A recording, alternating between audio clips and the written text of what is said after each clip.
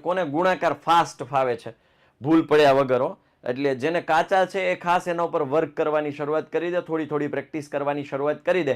ગણિત એ ગણવાનો વિષય છે. ગણિત એમ વાંચીએ ન આવડે, ગણિતની ફરિયાદો કરીએ ગણિત ન આવડે, ગણિતની કમ્પ્લેન્ટ કરીએ ગણિત ન આવડે, ગણિતની સામે જોઈએ ગણિત ન આવડે. ગણિતને તો ગણવું પડે. ગણિત ગણવા માટે, ગણિત સમજવા માટે, ગણિત આવડવા માટે, ગણિત શીખવા માટે પેન પેપર હાથમાં લેવા પડે. તો અને તો જ ગણિતને આપણે મગજમાં ઉતારી શકીએ, હૃદયમાં ઉતારી શકીએ, મનમાં ઉતારી શકીએ, લોહીમાં ઉતારી શકીએ. બાકી ગણિતને મગજમાં ઉતારવું, મનમાં ઉતારવું, લોહીમાં ઉતારવું અઘરું છે.